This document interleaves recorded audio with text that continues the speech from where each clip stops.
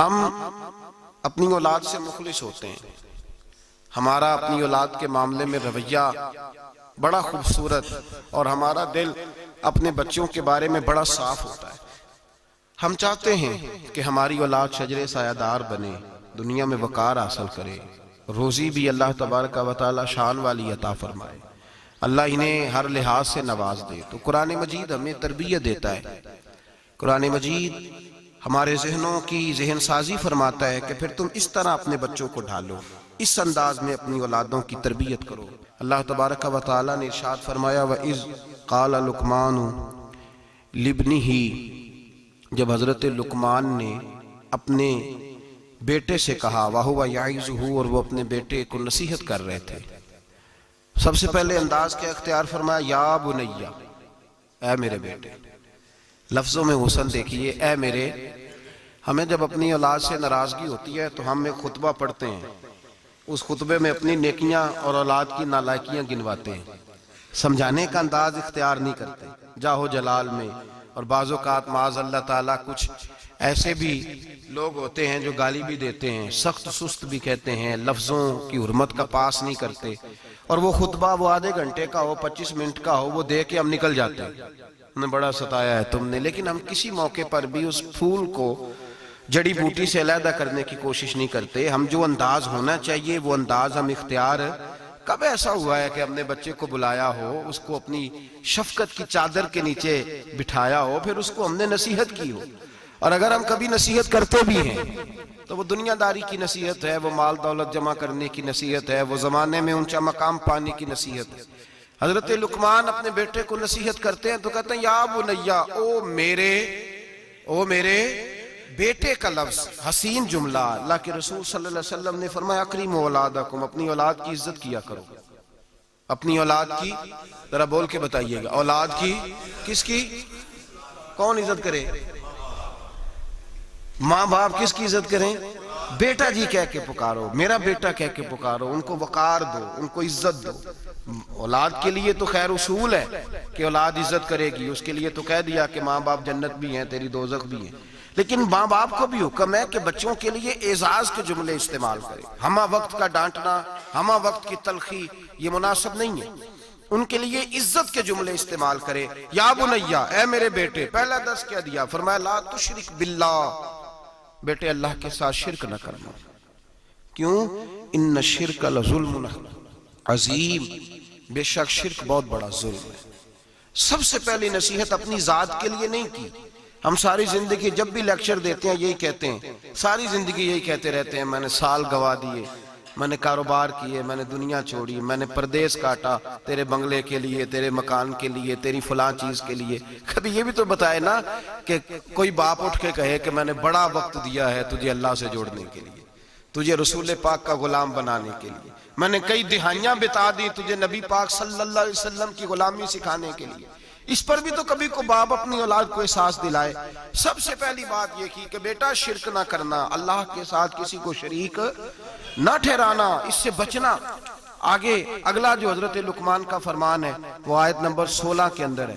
یہاں شرک کی بات کی، میں تھوڑی اس کی تفصیل عرض کروں گا اپنی بساط کے مطابق، لیکن پہلے آیات سماعت کر لیجئے، ان کا سادہ ترجمہ سمجھ لیجئے تاکہ آپ کے حاشیہ خیال میں عنوان آ جائے۔ سب سے پہلے کہا شرک نہیں کرنا، پھر اس کے بعد کہا سورہ لقمان کی آیت نمبر 16 میں ارشاد فرمایا یا بنیا، اے میرے بیٹے، انہا ان تکو مسکال حبت من خردل، اے بیٹے اگر تو اتنی برائی بھی کرے جتنا کہ ایک رائی کا دانہ ہوتا ہے، رائی کا جو دانہ ہوتا ہے وہ چھاؤں میں رکھیں تو نظر نہیں آتا، وہ سورج کی روشنی میں نظر آئے گا، اگر چھاؤں میں دیکھنا ہوگا تو آپ کو لائٹیں جلانی پڑے گی۔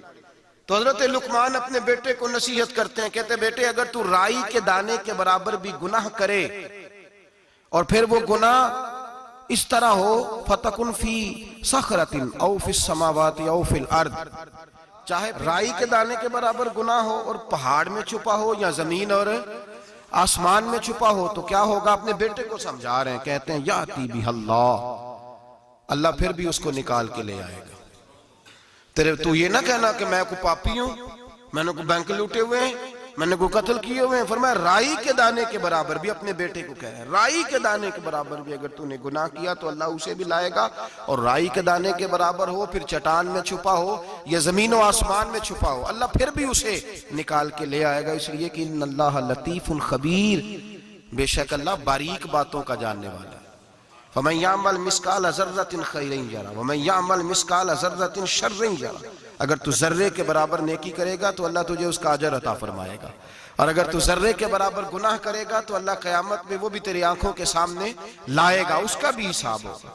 تو فرمایا بیٹے اللہ باریک باتوں کا جاننے والا، یا بنیا، اے میرے بیٹے، اقم الصلاۃ، نماز قائم کر۔ بیٹے نماز بس کافی ہو گیا؟ کہا نہیں، اب اور آگے بڑھ، وَأْمُرْ بِالْمَعْرُوفِ، لوگوں کو بھی نیکی کا حکم دے، وَنْهَ عَنِ الْمُنْكَرِ، اور لوگوں کو بری باتوں سے منع کر، اور جب تو یہ کام کرے گا پھر لوگ تجھے ستائیں گے۔ ہو ہی نہیں سکتا کوئی حق بات کرے اور لوگ اس پہ طعن و تشنیع نہ کرے، یہ ہو ہی نہیں سکتا، یہ ممکن ہی نہیں۔ فرمایا جب تو نیکی کا حکم دے گا اور برائی سے روکے گا تو پھر کیا ہوگا؟ تیرے اوپر مصیبت آئے گی، اب تو نے کیا کرنا ہے؟ پھر تو نے اس آنے والی مصیبت پر صبر کرنا ہے۔ بے شک یہ بڑی ہمت کے کام ہے، یہ بڑی دنائی کا کام ہے، دلیری کا کام ہے، اتنا آسان ہے ہی نہیں، بڑے حوصلے کا کام ہے۔ جسے زندگی ہو پیاری وہ یہیں سے لوٹ جائے، میرے قافلے میں شامل کوئی کم ظرف نہیں ہے، یہ ہمت کا کام ہے، آسان ہے ہی نہیں۔ آگے کیا ارشاد فرمایا، بڑی میرا دل کرتا ہے بڑی توجہ سے سنیں ان آیات کو، بڑی کہ آگے ترتیب کیا لگائی ہے۔ حضرت جناب سیدنا لقمان کیا کہتے ہیں؟ نماز پڑھ، دوسروں کو نیکی کا برائی سے منع کر، اور یہ جب تیرے اوپر ان کاموں کی وجہ سے مصیبت آئے تو اس پر اس لیے کہ یہ جو کام ہے نا عزم الامور، یہ بڑی ہمت کے کام ہے۔ بس کروں ابا جی؟ فرمایا نہیں اور بھی کچھ کر۔ کیا؟ آیت نمبر 18 فرمایا وَلَا تُصَغِّرْ خَدَّكَ لِلنَّاسِ، اپنا منہ ٹیڑھا کر کر کے لوگوں سے بات نہ کیا کر، رخسار موڑ موڑ کے لوگوں سے بات نہ کر، وَلَا تَمْشِ فِي الْأَرْضِ مَرَحًا، اور زمین پہ اکڑ اکڑ کے نہ چل، ان اللہ لا یحب کل مختال فخور، بے شک اللہ کو اکڑنے والا فخر کرنے والا پسند اللہ لا یحب، اللہ اس سے محبت ہی نہیں کرتا، اللہ رحمت ہی نہیں کرتا جو اکڑ اکڑ کے چلے۔ اس طرح نہ کر تو پھر کیا کروں؟ آیت نمبر 19 شروع ہو گئی، وَقْصِدْ فِي مَشْيِكَ، درمیانی چال چل، وَغْضُضْ مِنْ صَوْتِكَ، اپنی آواز پست رکھ، اپنی آواز جو اعلیٰ ظرف ہوتے ہیں ہمیشہ جھک کے ملتے، سراہی سرنگوں ہو کر بھرا کرتی ہے پیمانے، اس طرح کر کے تو درمیانی چال چل اور اپنی آواز کو وَغْضُضْ مِنْ صَوْتِكَ، اپنی آواز کو پست رکھ، اس لیے کہ اِنَّ أَنْكَرَ الْأَصْوَاتِ لَصَوْتُ الْحَمِيرِ، اللہ کو جو آواز سب سے ناپسند ہے اور سب سے بری آواز ہے وہ گدھے کی آواز ہے۔ چلا چلا کے نہ چل، تو ضدی ہو گیا تب شور نہ کر، یہ تربیت ہے اپنی اولاد کے لیے۔ سب سے پہلے ارشاد فرمایا جا رہا ہے کہ تو نے شرک نہیں کرنا۔ شرک بھی دو قسم کا ہے، ایک تو شرک وہ ہے کسی نے اللہ کی ذات میں شریک بنا لیا کہ یہ بھی ساتھ شریک ہے، اور ایک شرک اصغر ہے، ریاکاری، دکھلاوا، نماز اللہ کی پڑھنی، دکھانا بندوں کو۔ مسجد میں پیسے کس کی رضا کے لیے دینے ہیں؟ تو اعلان کرانے کا کیا مقصد ہے کہ ختم کے موقع پر سال ثواب کے موقع پہ کھڑے ہو کے اعلان ہوتا ہے 1 لاکھ قرآن پاک پڑھا گیا ہے، 10,000 درود شریف پڑھا گیا ہے، اور جوئی صاحب نے نا جی 50,000 روپیہ مسجد بھی دیا ہے، یہ شرک ہے، یہ شرک اصغر ہے، یہ میرے رسول پاک نے منع فرمایا ہے۔ صحیح بخاری میں لفظ ہے، نبی رحمت صلی اللہ علیہ وسلم شہدائے احد کے مزاروں پہ کھڑے تھے، تو وہاں کھڑے ہو کے اللہ کے رسول نے فرمایا میرے ذہن سے فکر نکل گئی ہے، میری امت قیامت تک شرک نہیں کرے گی، اب یہ مشرک نہیں ہوں گے، بت نہیں پوجیں گے، یہ دوسرے معبود نہیں بنائیں گے، تو حضور فکر کس بات کی ہے؟ فرمایا یہ ریاکاریاں کریں گے، دکھلاوے کریں گے، تصنع بناوٹ کریں گے، یہ اللہ کی عبادت میں اوروں کو شریک ٹھہرائیں۔